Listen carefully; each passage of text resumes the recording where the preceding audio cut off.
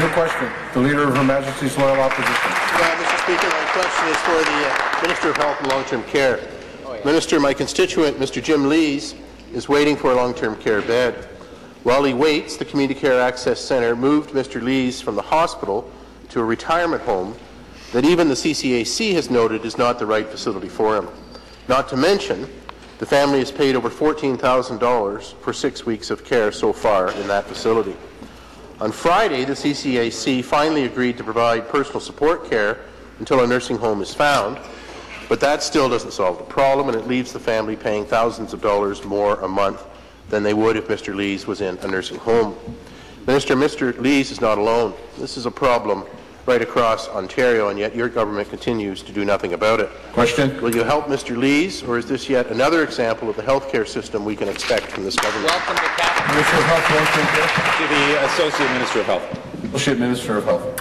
Thank you, Mr. Speaker, and I want to begin by thanking the member opposite for bringing his constituents' concern to my attention. I also want to offer my sympathies to the family, and I also want to say to the minister that, as he knows, I cannot speak to the specifics of any individual case, but I'm happy to talk with you outside and after question period about the issue. I also know that my staff has been in touch, and as you mentioned, CCAC is providing some of the care that the constituent is looking for. But what I can do is reassure the member that in every circumstance where an Ontarian needs urgent care or placement in a long-term care home, these individuals are placed in the highest priority category for that placement.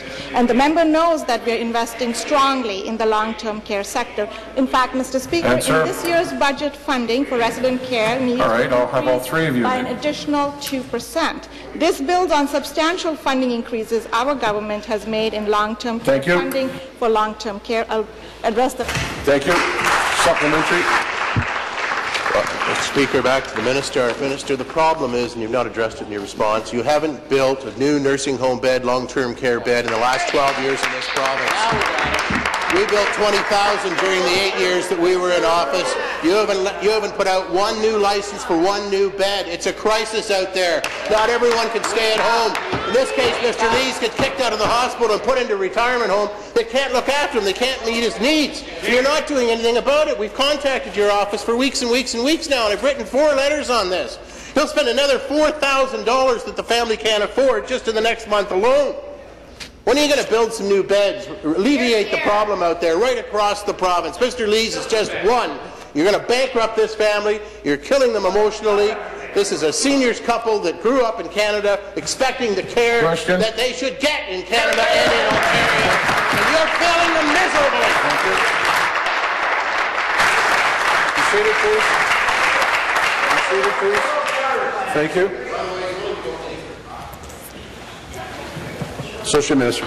Thank you, Mr. Speaker. Again, I'd like to remind the member that I can't speak to the specifics of this case, but I want to reassure him that in every case where urgent placement is required for long-term care residents, that does take place, and CCAC works very hard.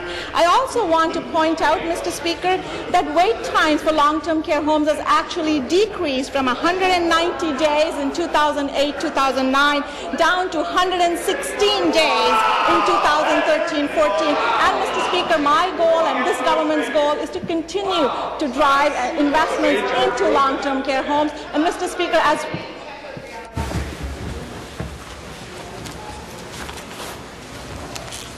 wrap up, please. Thank you, Mr. Speaker. As I was saying, we continue to invest in long-term care homes, but we also continue to invest in the continuum of care, as shown by the 5% increase in community care. And I look forward to working with the member opposite, and I'm committed to making sure that seniors who receive long-term care. New question, the member from Parkdale High Park. Thank you, Mr.